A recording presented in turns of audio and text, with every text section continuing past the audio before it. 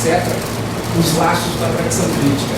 Mas o conjunto dos indivíduos, dado esse risco da censura, né, e da prisão, vão deixar de lado essa possibilidade. Portanto, veja, este corte é um primeiro corte impressionante que vai sofrer a tradição crítica, inclusive na sua possibilidade de desenvolvimento no período posterior. Uma vez dado esse corte, a universidade, de fato, agora, ela vai ter uma cultura que diz respeito justamente a esse fator de censura. Veja, eu disse para vocês antes, a universidade, no seu primeiro movimento, ela permitiu o espaço de uma reflexão livre e crítica. Nesse segundo momento da universidade, na época da ditadura, a ditadura interviu na universidade, o projeto MEC-USAID, etc., intervenções diretas, tá? Justamente no sentido de amoldar a universidade a essas novas condições do capitalismo periférico, ou seja, um capitalismo sócio menor dos capitais internacionais. Veja, a universidade agora, com essas características, a universidade agora, com essa ruptura do legado da tradição crítica, ela vai ter aqui um outro tipo de desdobramento dos seus interesses. Não faz mais parte das possibilidades de um intelectual no interior dessa universidade pensar grandes questões. Antes fazia parte, antes era meio que uma decorrência objetiva do debate. Agora, pela censura, pelos riscos e pelos desdobramentos que a própria instituição começa a fazer. Uma das coisas que o MEC-USAID faz, pessoal, é acabar com a famosa liberdade de carga. É acabar com aquela relativa autonomia que existia no exercício dessa profissão no interior da universidade. Faz isso de dois modos. Um, através da censura. Outro, desprestigiando essa figura da universidade clássica. Nós entramos na universidade dos departamentos, etc., etc., e essa figura ela vai ficando limitada a uma nova organização hierárquica que a instituição vai assumir. Moral da história, pessoal. Durante a ditadura militar, a universidade não só corta o seu vínculo com essa grande reflexão. Esse tipo de pensadores, quando existe no interior da universidade, existe de forma individual, mas não mais daquela forma coletiva e instigante do período anterior. E, ao mesmo tempo, ela começa a ter cada vez mais um amoldamento para as necessidades do capitalismo neste período. Quais são as necessidades do capitalismo nesse período, pessoal? Olha, como foi uma decisão da burguesia, foi uma decisão das classes dominantes, que o país seria, de fato, a rabeira do capital internacional. O esforço que se faz na universidade da produção de todo um conjunto de conhecimentos técnicos já não é mais necessário. Veja, para um país periférico, o desenvolvimento autônomo de uma técnica da tecnologia e da ciência não se coloca mais como um imperativo. Nós poderíamos importar isso. E, de certa forma, foi o que se fez. Sacadura importante de conhecimento. Só um parênteses para vocês entenderem isso, o que isso significa. No período pré-64, pessoal, nós chegamos a desenvolver na física brasileira condições técnicas e também condições teóricas de produzir uma usina nuclear. Não tenho a menor simpatia por esse conhecimento. Só estou dizendo para vocês, vejam só. No período anterior, se fez um esforço de conhecimento de uma disciplina, aliás, de um conjunto de disciplinas, a física e a engenharia, que permitiu colocar o Brasil na vanguarda das formas de produção de energia daquele período histórico. Veja, o corte que a ditadura faz é só vocês lembrarem, as nossas usinas nucleares são sucadas da tecnologia alemã. Ou seja, aquele esforço teórico foi totalmente jogado no lixo.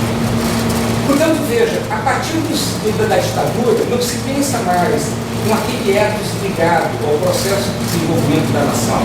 Isso se encontra, que é exatamente formular a tradição crítica, e sob o ponto de vista do desenvolvimento das disciplinas, do conhecimento, do desenvolvimento da ciência, da técnica, etc., que é o que se faz numa universidade burguesa, nós vamos ser poupados daquele esforço de estarmos à altura das grandes universidades do mundo. Não será um esforço nosso produzirmos aqui uma técnica própria. Mais um parênteses. Observe, por exemplo, pessoal, que esse era um dos grandes dilemas em 64. Uma das grandes discussões em 64 foi exatamente esse nosso déficit de desenvolvimento de uma técnica. Uma das nossas formas de dependência não era apenas o capital externo. Tá? Uma das nossas grandes formas de dependência naquele período continua, tá? Cada vez mais aprofundada, é a nossa dependência do desenvolvimento tecnológico. Tá? Portanto, vejam, tá?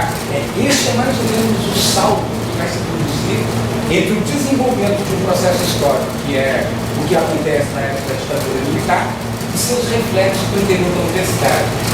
Observe, já não é mais um movimento, um movimento mais ou menos coletivo, a produção desses grandes pensadores de uma tradição crítica. Se nós os encontramos e os encontraremos nesse período, é muito mais por algumas teimosias individuais do que por um movimento coletivo. Portanto, pessoal, aqui vem o terceiro e último movimento que vai nos colocar diante do nosso problema, vai nos colocar diante da denúncia que é a nossa situação atual. Veja, a universidade e o processo histórico da ditadura, ele também se esgotou. O que a ditadura pretendia? Sem desfazer o esforço de industrialização, completando aqui a nossa substituição de importações, a ditadura pretendia fazer isso numa relação de subordinação com o capital internacional e sem nenhuma reforma democrática popular, impedindo as reformas democráticas populares. Essa instituição de produção de conhecimento que é a universidade, ela é algo amoldada a essas condições. Se a sociedade vai se tornando um monstrengo, a universidade também. Evidentemente. Como é que nós podemos observar o monstrengo que a universidade brasileira foi se transformando nesse período, pessoal? É só nós observarmos uma coisa horrorosa. A gente ia falar da UFRJ, vamos falar mal de nós.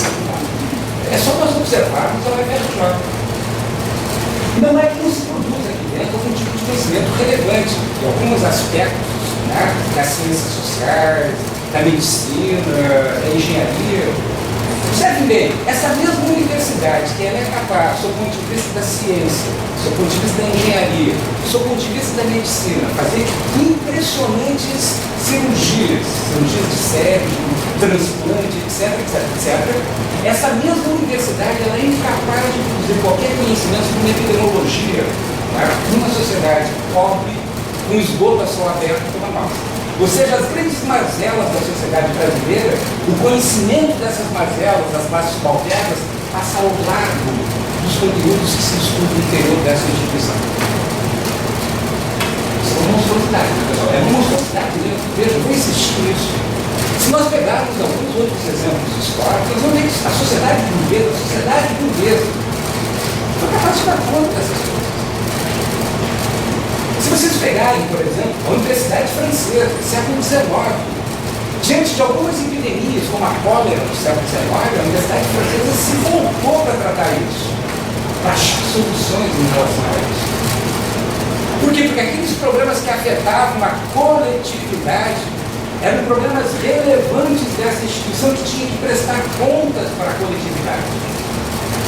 Veja, na sociedade brasileira, já que a universidade é uma instituição elitista, etc., uma sociedade que é um monstrengo, já que aqui nós estamos tratando justamente de um acordo por cima do desenvolvimento da modernização, os temas que dizem respeito às camadas populares não têm relevância, não têm estatuto de uma reflexão no interior dessa instituição. Digo, isso é uma monstruosidade. Isso não é razoável, hein? Continue-se pelo raciocínio. Vejam, a ditadura militar, ela se esgota nos anos 80 por razões políticas, ela se esgota, evidentemente, por todo o processo de resistência que foi se produzindo, mas ela se esgota também, e isso é um fator fundamental para nós entendermos esse processo, ela se esgota também porque este programa que ela colocou em movimento chegou ao seu limite. Veja, a ideia de que era possível completar aqui um círculo, tá, do processo de substituição de importações subordinado ao capital internacional, este programa, quando nós chegamos nos anos 80, ele mesmo tinha perdido o seu sentido histórico.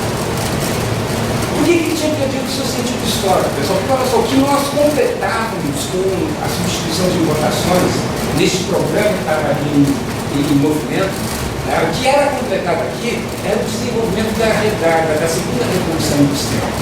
Nós completávamos exatamente aquilo que foi conhecido mais tarde como, né, as bases técnicas do Fordismo. Ora, as bases técnicas do fortíssimo desenvolvimento das forças produtivas, já lá nos anos 80 do século passado, do século XX, já estava perdendo seu espaço nos países centrais. Nos anos 80, a terceira revolução técnico-científica ela já estava completamente madura em países como os Estados Unidos, Europa e no Japão. E na medida em que essas forças produtivas estavam maduras e exigiam agora um planejamento do mercado em escala global, em escala mundial, né, essas novas forças produtivas elas colocaram uma nova medida do valor para a competição entre os produtores individuais, ou seja, uma nova medida do valor para a competição entre as indústrias nacionais. Neste momento, aquele esforço anterior que ainda podia contar com a proteção do Estado Nacional, ele é implodido. E aí vem tudo aquilo que você já conhece bem, que é a década de 90, o neoliberalismo, né, a liberalização dessas legislações e a nossa indústria sendo colocada diretamente em competição com essa indústria internacional com outra base tecnológica. O debate que hoje se faz um pouco mais detidamente sobre a desindustrialização, ele já vem de outro período, pessoal. Falar em desindustrialização já é um debate que a gente fazia no final dos anos 80, no início dos 90, nos primeiros anos do governo Collor, depois do Itamar, do Fernando Henrique. Essa discussão de um processo de desindustrialização, ela já estava forte. Porque é só vocês pensarem o seguinte, ó, em 86, a indústria brasileira ela era 36% do PIB. Veja, em 86 nós já estamos no início do governo Sarney. Nos anos 90, o peso da indústria do PIB brasileiro já está secando. Até chegar agora aos 19% na era do PT. Tá? Como eu nem falo, deixa depois para a gente brincar um pouco no debate. Então veja só, neste quadro histórico, nós temos essa impressionante transformação da sociedade capitalista, da burguesia a nível internacional. Nós temos uma transformação da sociedade burguesa. A medida da sociedade burguesa, que é a produção de valor, a base técnica da produção de valor, ela é alterada e isso tem imensas consequências, não a nível de um país, mas a nível de uma sociedade planetária. Na medida em que há essa grande transformação que vai afetar indefinidamente, agora sim, qualquer possibilidade de modernização democrática, seja a partir dos anos 90, pessoal, já não era mais a vontade de uma ditadura que impedia a democratização da sociedade. A partir dos anos 90, a democratização da sociedade portuguesa se torna uma impossibilidade. A partir dos anos 90, ou se pensa uma outra sociedade, ou não se pensa. Ou se pensa uma outra sociedade, ou não se pensa.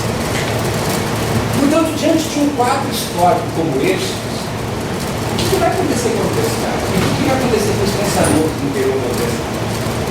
Veja, só do ponto de vista da universidade, vamos falar um pouco da minha experiência, que é um pouco a experiência que vocês estão no rabo dela, né? Vocês estão pegando aqui o final dela.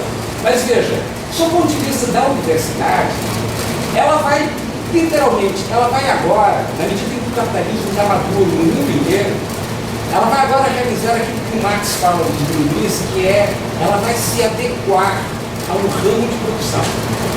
O Marx diz dos Grundrisse, a ciência e a técnica, à medida que vai se desenvolvendo o capitalismo, elas vão se tornando um ramo de produção. Veja, a universidade ela vai se tornando um ramo de produção mesmo. Ela é uma unidade de produção. Na medida em que ela é uma unidade de produção, ela é um ramo de produção, nós podemos nos perguntar, ligado ao que esses ramos de produção da universidade estão conectados. Dois básicos, pessoal. O primeiro deles é a produção de ciência e técnica são mercadorias. São mercadorias, aliás, impressionante valor. É só vocês pensarem no seguinte, deixa eu dar para vocês aqui uma dica para vocês pensarem. A COP, pós-graduação de engenharia da Universidade Federal do Rio de Janeiro.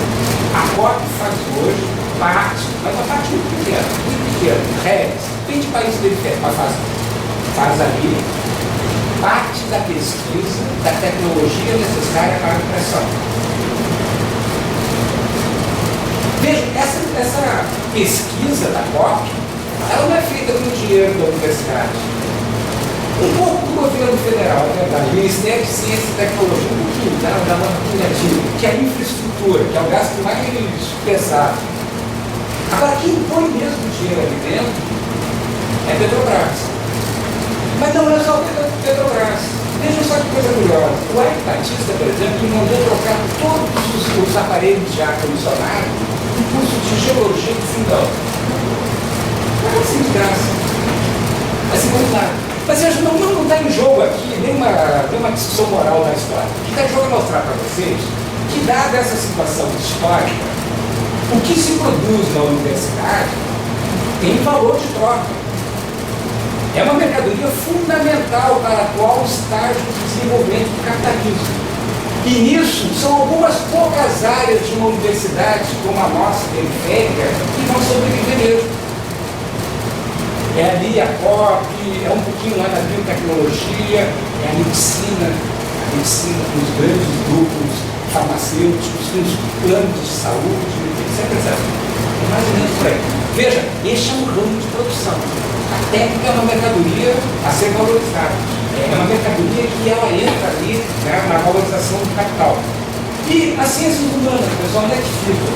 As ciências humanas ficam também no seu ramo de origem, indústria cultural. Observe, se vocês são bons leitores de jornal, observe como os jornais, cada vez mais, eles apelam para a figura do especialista. Mas não é só aquela opinião banal do especialista, não. O que você acha da dor de dente da Dilma? Não, bobagem.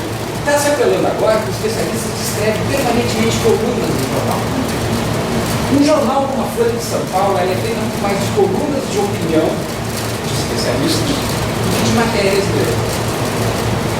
E boa parte dos colunistas da Folha de São Paulo são professores. Professores. É uma segunda forma de rentabilização, né, da sua profissão, da sua função. Então vejam, a universidade agora está tensionada a ser uma unidade de produção de dois ramos muito importantes do capitalismo tardio.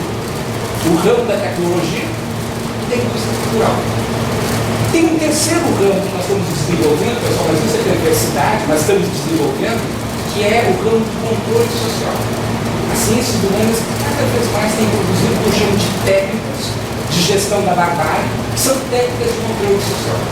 Veja, mais ou menos aqui nós temos um padrão de que essa instituição se tornou nessa fase do capitalismo, né, em que houve essas grandes transformações em escala mundial.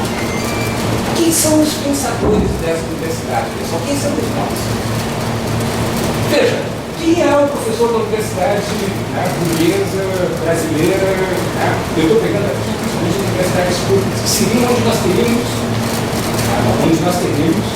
suponho, as melhores condições de produção de conhecimento, que é verdade. Portanto, quem são os professores da universidade? Os professores da universidade, sob o ponto de vista do vínculo deles com aquela temática ético-política que produziu a tradição crítica, eles não têm qualquer tipo de relação. Por quê? Porque eles já são o produto do corte da ditadura que produziu.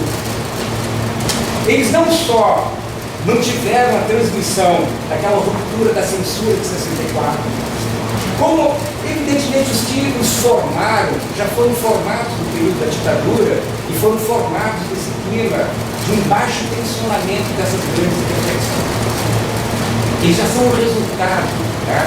Já está acabando o tempo, mas está ainda mesmo com essa Brasil, pode generoso. Mas vejam só, eles já não têm vínculo com isso. Pessoal, eu vou falar um pouquinho aqui, se você me permite, com um pouco de memória, né? Falar um pouco de que foi a minha experiência. A minha geração, que é mesmo normal, quando nós começamos a amadurecer, nós tínhamos diante de nós coisas que vocês não nem sonham. Tá?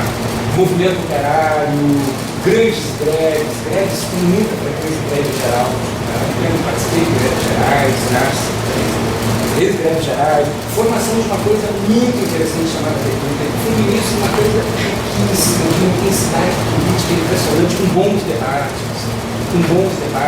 né? etc. Nós tínhamos diante de nós condições de ligar, né, um conjunto de inquietações do indivíduo numa sociedade como a sociedade burguesa em formas coletivas de ação. Mas veja, isso que a nossa geração viveu, talvez os melhores da nossa geração, não falo desde nós, né? Não foi uma experiência que se consolida como uma experiência de toda a geração. E a formação dela na universidade já vai ser afetada por essas transformações que eu estou descrevendo. Quando eu for fazer a minha dissertação de mestrado, pessoal, eu era já dos poucos dentro da faculdade de filosofia da FJ que pensava Marx. E um aspecto curioso do tempo, todos me diziam, inclusive os professores, Marx não era um filósofo. E eu pensava Marx e Barbárie, dois erros. Marx não é um filósofo, Barbárie não é um filósofo. Se tem uma ideia, ou seja, o país sendo desmanchado, a qualquer tipo de tino de leitura da realidade, nos levava a pensar esse processo de regressão dos anos 90, e os meus colegas dizendo, o teu autor e o teu tema são cartas fora do baralho. Eu nunca me dei o trabalho de saber o que se produz hoje lá dentro, mas eu tenho certeza que Marx lá dentro não se pensa. Tá? Muito raramente, talvez como nota de rodapé de alguma tese de doutorado para criticar. Então veja, já é um sinal do tempo. É um claro sinal do tempo. E o que eu estou chamando a atenção para vocês aqui é que não está em jogo aqui um problema moral dessa moçada, não. Está em jogo aqui cortes impressionantes que se deram na transmissão de uma tradição e nas mutações que a sociedade e a universidade foram sofrendo, em que objetivamente pensar esses grandes temas sai da ordem do dia. Diga-se de passagem, pessoal, tá? Para poder aprofundar essa ideia, pensar esses grandes temas numa época em que pensar criticamente é pensar numa outra sociedade, não é uma coisa fácil de se produzir. Era possível, por exemplo, a tradição política brasileira, um sujeito como o Sérgio Buarque, ou mesmo o Dr. Cândido, que eles são socialistas, mas o que é o socialismo deles? O socialismo deles é uma sociedade burguesa bem distribuída. Generosa, generoso, né? Ou seja, olhando para a nossa realidade monstrenga, para as nossas impressionantes desigualdades sociais, e um intelectual que se empenhou nas lutas populares para que a riqueza fosse melhor distribuída, é uma figura relevante. Que produziu com isso belas páginas da autocompreensão da nossa sociedade, é uma figura relevante, sem dúvida alguma. Mas veja, esse tipo de empenho, de reflexão que eles puderam fazer, não pega mais. O sistema não funciona mais entre nós. Pensar hoje essa sociedade é pensar uma crítica radical à sociedade burguesa. É pensar a impossibilidade hoje, inclusive, de distribuição de riqueza. Não que isso não deva ser feito, mas isso é feito para além dessa sociedade. Portanto, esse horizonte histórico para a minha geração some, porque olha aí, era pensar muito criticamente. E pensar muito criticamente, pessoal, era dar um tiro muito bem. Vou dar aqui mais um exemplo anedótico. Lá pelas tantas dos meus colegas que gostavam de livro, quando você cara simpático, sabe disso, eles vinham diziam se muito preocupados. Cara, eu não queria fazer aquele curso para ser professor pensando nessas coisas. Eu tinha o menor tipo sobre o futuro, diziam eles. E eles muito empenhados em pensar analiticamente o Kant, em pensar analiticamente o Wittgenstein, bem na moda, todos eles super na moda. Aqui a gente dizia, essas duas preocupações vão te levar à ruína. Conceito de mãe, na verdade, eu tive colegas que eram verdadeiras mães, mas não abriram mão da sua forma de reflexão. O que eu quero mostrar para vocês? Não é um problema moral, não era melhor do que ele. O que está em jogo aqui, pessoal, é que este horizonte dessa reflexão crítica era produzir um isolamento social. Pagaram o preço do isolamento social. A possibilidade da personalidade deles assumirem o risco desse isolamento social é igual ao risco. Mas não porque eles eram sujeitos maus, logo existir. É porque o processo histórico foi tornando eles figuras frágeis. Essa é a realidade. Portanto, veja, não há horizonte histórico de pensarmos como pensava a tradição crítica do passado. Essa instituição se mede pela produção de valor. O que é a medida do trabalho meu e do mal? Nós temos que produzir segundo uma medida. Assim como um cara numa linha de produção de salsichas tem um tempo para produzir salsichas, nós também temos tempo para produzir paper, aulas, cursos, nós somos mensurados o tempo inteiro. Portanto, essa mensuração, pessoal, ela não é estranha ao tempo de trabalho socialmente necessário, ela é a própria forma do tempo de trabalho socialmente necessário. Nós somos produtores típicos dessa forma de produção que a sociedade burguesa. Aquela aura que o intelectual tinha de se safar desse tempo de trabalho socialmente necessário, Portanto, veja, não há o horizonte histórico, nós somos, na verdade, verdadeiros salsicheiros, porque nós temos que produzir segundo essa medida. Essa medida vai nos impondo cada vez mais um tipo de produção que não é uma reflexão. A salsicha que nós produzimos com o PIB anual 2 ou 3 não se compara com uma reflexão que, por exemplo, fez a Maria Emília Fiotti, o Florestan Fernandes. Revolução burguesa do Brasil, o Florestan levou anos para ser pensado. Imagina se o Florestan tivesse essa carta, 4 anos, não sai. Em 4 anos não sai, pessoal. Né? A Fiotti ela vai produzir toda a discussão dela ali, da passagem da Casa Grande, né, para o trabalho livre. Ela vai pensar isso ao longo de 20 anos. Cada um dos livros dela, ela precisa levar 10 anos para pensar. Foi a carta dos pés dela. Não sai mesmo. Você percebe? Não há como, nessa mensuração do tempo, uma reflexão da profundidade que é necessária, um tipo de pesquisa que é necessário para se pensar esse grande sistema. Moral da história, para fechar aqui, porque eu acho que agora sim meu tempo acabou. Deixa eu colocá-los aqui aonde eu quis chegar. Só quis chegar na seguinte situação.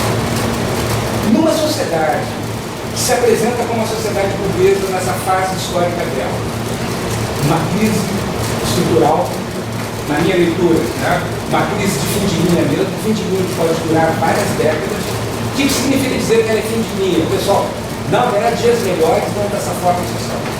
Ou seja, quem pensa dentro dessa forma social, dias melhores, pode se enquadrar ali nas linhas do PT, em boa companhia. Dias melhores dentro da sociedade é uma boa gestão da barbárie. É o que a gente teve nesses últimos 8 anos de passagem, 8 ou 10 anos. Portanto, uma sociedade fim de linha, uma crise estrutural dessas, em que o que vem é a continuidade de uma regressão, uma instituição como essa, ela vai evidentemente mimetizar, representar, imitar, repetir esse processo histórico. Não há como ela, enquanto instituição, produzir qualquer movimento distinto desse. E nas figuras que são hoje os produtores dessa unidade de produção que é a universidade, que é mais ou menos a nossa geração, a maior parte dos professores de vocês estão ali dos seus 40 anos para cima, com as características de que essa geração foi formada, não há como essa tradição crítica ser reatada nos moldes anteriores. Aonde essa tradição crítica pode ser reatada e continuar a ser desenvolvida numa nova chave? É um pouco o debate que a gente deveria fazer com o Vanderlei nesse tempo. Eu vou parar por aqui. Num debate, depois da intervenção do Paulo, né, eu vou conversar com vocês um pouco onde eu acho que isso pode ser feito fora da universidade. Para defender um pouco aqui, a última frase que eu vou dizer, que papel podem ter professores como eu, Paulo e vários outros? Nosso papel é isso que a gente está fazendo agora. É ser um pequeno elo entre uma tradição que perdeu suas condições de reprodução no interior da universidade e as possibilidades dela vir ser reconstruída fora da universidade. Não é muito honroso, mas é alguma coisa. Obrigado.